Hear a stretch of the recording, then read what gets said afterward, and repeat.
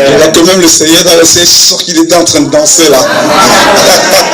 En tout cas, je vois notre maman Odette là-bas en train de danser. C'est sûr que même le Seigneur dans le ciel, il est en train de danser. Amen. Amen. Notre Dieu est bon, il est grand. Amen, amen, amen, amen. Il est excellent. Amen. Il est vraiment excellent. Amen. Et je pense qu'il va encore nous faire du bien aujourd'hui. Amen. Vraiment bien. Restons abondamment fortifiés. Amen. Restons en lui. Le Seigneur aujourd'hui m'amène à vous apporter une petite exhortation, comme toujours, sont toujours de petites exhortations, Amen, mais qui ont leur importance dans nos vies, dans vos vies comme dans la mienne à moi. Et aujourd'hui, il nous amène un peu sur un côté pratique de la vie du chrétien. Et la question est de savoir, la première question qu'il m'a posée, c'est de savoir comment mettre en pratique la parole. Il a constaté que c'est l'un des problèmes qui mine beaucoup les chrétiens. C'est-à-dire qu'ils reçoivent la parole, ils reçoivent les enseignements, mais une fois qu'ils sont sortis dans la vie de tous les jours, ils ont du mal à mettre cette parole en pratique. Amen. Les choses qu'ils ont reçues, des enseignements qu'ils ont reçus, au final, quand une situation se pose, ils ne réagissent pas comme ils devraient réagir, comme on leur a enseigné dans la parole. Et le Père voulait nous apporter juste un petit aspect pratique. C'est juste un exemple, ce ne sera pas une très longue exhortation. C'est juste un petit exemple qui pourra nous aider dans le quotidien. Parce que c'est une situation que chacun de nous a vécu au moins une fois dans sa vie, si ce n'est même tout le temps. Ce qui se passe, c'est que le Seigneur m'a amené à parler sur la réaction qu'on doit avoir quand on est face à une situation de dispute, une situation où on n'est pas d'accord avec quelqu'un. Le cas arrivé, la sœur sourit parce que effectivement, la situation nous est arrivée hier. Je vais vous partager rapidement. Hier, il y a une première fois, je ne sais pas, on s'est croisés, peut-être nos épaules se sont touchées. Et une deuxième fois, j'arrive devant la caisse et on a vu qu'il y avait la pancarte qui marquait que la caisse était fermée. Je me suis dit, ah, mais la caisse elle est fermée. Je vais aller demander à la caissière. Donc je me suis déplacé. Je suis allé voir la caissière, je lui ai posé la question. Elle m'a dit, non, la caisse elle est ouverte. J'ai dit, ok, ben, je vais lui enlever sa pancarte. Dans le moment où j'ai enlevé la pancarte, il y avait les courses de la dame, un article qui était posé sur le rebord de la pancarte. Donc ça a bougé l'article et l'article est retombé sur la caisse. Et la femme s'est tout de suite enflammée. Ouais, vous êtes brutal, vous faites pas attention et tout. Elle s'est énervée. Et j'ai souri et je lui ai demandé sincèrement pardon que je n'avais pas l'intention. Je n'ai pas fait exprès. Je lui ai dit que j'étais désolé et tout. Mais il était vraiment énervé, il n'était pas bien. Et comme si ça ne suffisait pas, elle était juste devant nous. Et plus loin devant, elle s'en est pris aussi à la caissière. Elle a commencé à mal parler aussi à la caissière. C'était à tel point que même après, on discutait, on échangeait, on se disait, mais Versailles ici, ça fait loin et tout. Et la dame s'est emportée encore là-bas, pensant que c'est d'elle qu'on était en train de parler. Donc voilà. Donc vous savez, ça sont des petites situations qui nous arrivent pratiquement tous les jours dans la vie. Que ce soit au travail, que ce soit dans les transports, que ce soit même dans l'assemblée. Ça peut arriver qu'on ait un petit accrochage avec un frère ou une sœur, ou alors avec quelqu'un d'autre. Et le Seigneur a attiré l'attention justement sur l'attitude à adopter quand ce genre de situation arrive. Parce que la plupart du temps, la réaction que la plupart des chrétiens, que même moi j'avais avant, c'était que quand j'ai raison, il faut que je démontre que j'ai raison. Oui, tu es trop brutal, mais comment tu oses me parler comme ça, toi? Qu'est-ce que je t'ai fait? Alors ça serait parti crescendo, quoi. Tout de suite, on veut montrer son autorité, tout de suite, on veut montrer qu'on a raison. Mais est-ce que c'est la bonne attitude à avoir? C'est la question du Seigneur. Est-ce que le fait de répondre pour montrer à la personne que, voilà, j'ai raison, est-ce que c'est la bonne attitude? Ce qui se passe, c'est que quand tu adoptes cette attitude, en fait, c'est comme si tu versais de l'huile sur le feu. Parce que la personne, même si elle a tort, sera blessée dans son orgueil. Et son orgueil va simplement lui dire, non, tu ne peux pas te laisser faire comme ça, réagis. Et la personne de la réaction peut avoir de multiples facettes. Si c'est quelqu'un qui est plus costaud que toi, il te frappe même. Si c'est quelqu'un qui a une grande langue, elle va t'engueuler, mais bien comme il faut. Et la dame, pendant qu'elle faisait ça, c'est le genre de personne que tu ouvres la bouche, mais ça va partir en scandale dans le magasin, c'est-à-dire que ça n'aura pas de fin. Le Seigneur attirait mon attention et notre attention en général sur le fait que quand on est face à des situations, parfois il faut savoir prendre du recul ou parfois un peu de hauteur pour voir un peu la chose différemment. Ou parfois même tu peux m'avoir raison, mais le simple fait de te taire, ça tue les intentions de la personne, ça brise la personne. Paul a dit, nous ne combattons pas la chair et le sang. Mais c'est un combat d'esprit dans les lieux célestes. En fait, quand cette personne réagit comme ça, c'est son âme qui est affectée. Là, ça dit que, en fait, son corps ne fait qu'exprimer ce qu'il y a dans son âme.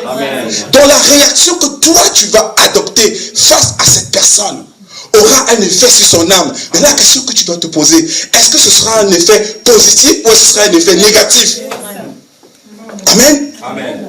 Le Seigneur a attiré notre attention là-dessus parce que c'est des choses qu'on nous enseigne dans l'assemblée, dans nos enseignements.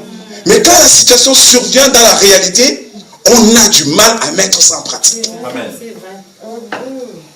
Et ça, je lui disais hier que, sincèrement, ça c'est vraiment un cas d'école, un cas pratique, effectivement, des choses qu'on a entendues dans la parole et que la situation se présente et voilà, il a fallu avoir une certaine réaction pour éteindre le feu. Donc je me suis calmé, je me suis excusé auprès de la dame, malgré qu'elle n'était pas satisfaite, elle attendait juste la petite étincelle qui allait faire que ça s'enflamme. Je ne lui ai pas donné cette occasion et ça s'est étouffé là comme ça. Donc demain ou après-demain, quand vous aurez une situation, vous allez vous engueuler avec votre mari, un collègue, vous allez avoir un problème ou autre, parfois il faut prendre du recul, il faut reculer, commencer à réfléchir. Parce que quand on est fâché, quand on a de la colère dans le cœur, la colère engendre la colère, la haine engendre la haine. C'est-à-dire que la force même engendre la force. C'est-à-dire que si tu réagis immédiatement pendant que tu as la colère dans le cœur, ça génère la colère en toi. Parce que c'est de la parole, de ce qu'on dit, que la foi est aussi atteinte, que l'âme est atteinte. C'est-à-dire que quand tu commences à parler, tu commences à t'entendre toi-même. Et toi-même, ces paroles commencent à t'affecter ton âme. Si c'est de la haine que tu es en train de sortir de ta bouche, eh bien tu te nourris toi-même encore de cette haine. En fait, cette dame-là, j'ai imaginé le scénario. Je réagissais tout de suite à la dame, je lui disais, mais vous n'avez pas à me parler comme ça. Elle commençait à gueuler. Et bien j'allais essayer de lui prouver que non, j'ai raison. Mais en lui prouvant que j'ai raison, j'aurais ressenti de la colère déjà à la base. Et les mots qui allaient sortir de ma bouche, ce auraient été des mots de colère et ça n'aurait fait qu'engendrer de la colère en moi et en plus d'elle-même. En fait, ce sont des situations qui sont vraiment liées. En fait, chaque acte que nous posons peut agir sur nous et agir aussi sur la personne en face. Amen. Posons-nous la question à chaque fois qu'on a quelque chose. Ça dit qu'on veut ouvrir notre bouche. Moi, je vous conseille fortement, je l'ai toujours conseillé, même avant que je sois dans le Seigneur, ne prends jamais de décision quand tu es en colère. On ne dit pas, ne répond même pas. Il faudrait même éviter de répondre quand on est en colère. Parce que, en règle générale, ce sont des réponses ou alors des choses qu'on dit qu'on va regretter. C'est vrai. Donc, sincèrement, le Seigneur m'a amené à comprendre que parfois, battre en retraite, ça ne veut pas dire que tu es faible. Ah oui. Non.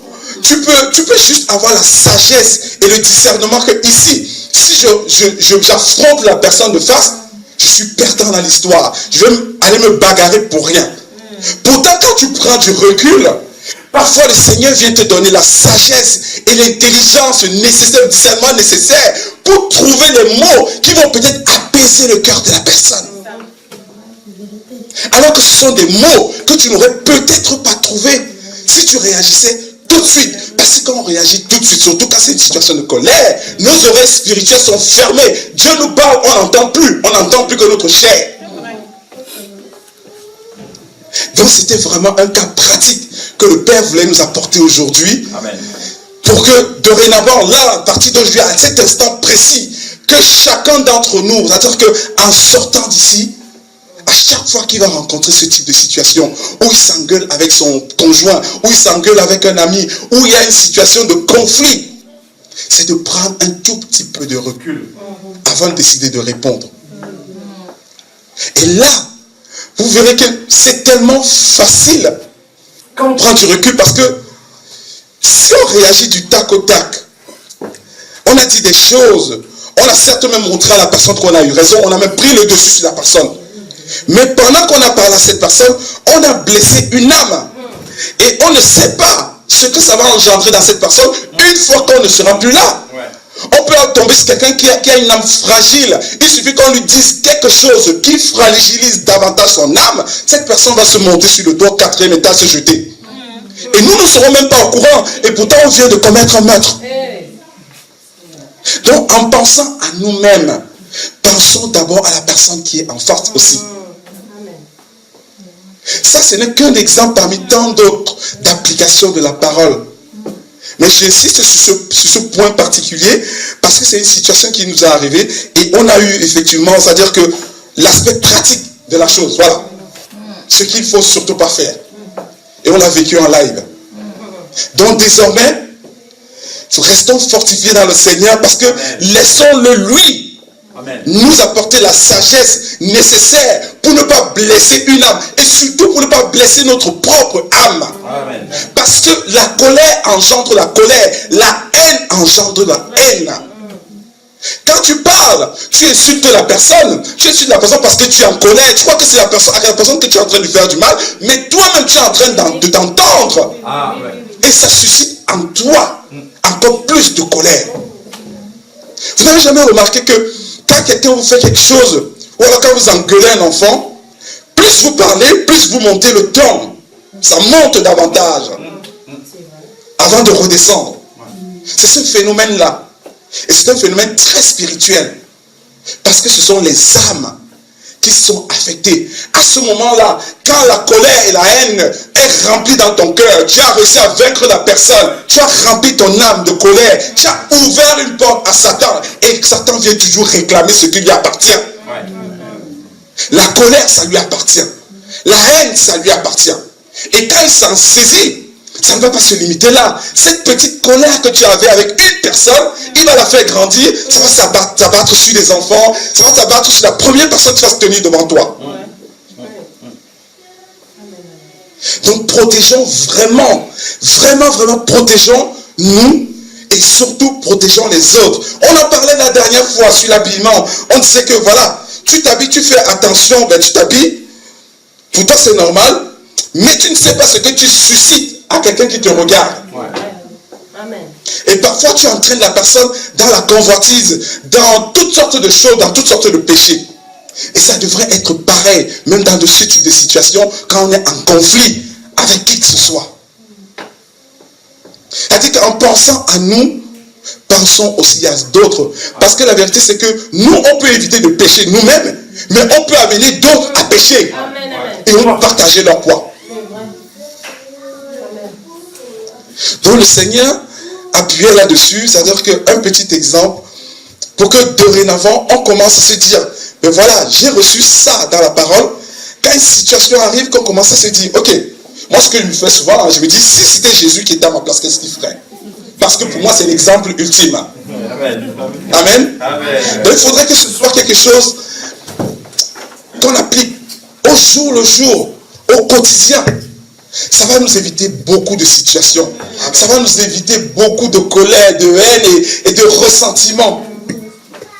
Tout simplement parce qu'on aura eu le courage d'appliquer la parole. Malheureusement, c'est ça qui tue beaucoup de chrétiens. C'est qu'au moment où ils savent même que voilà, dans cette situation-ci, je ne dois pas agir comme ça, mais la colère, le ressentiment, c'est-à-dire l'âme a tellement envie qu'on soit au-dessus de l'autre, que malheureusement, on foule même au pied ce qu'on a appris et on pose des actes que demain ou après-demain, on regrette.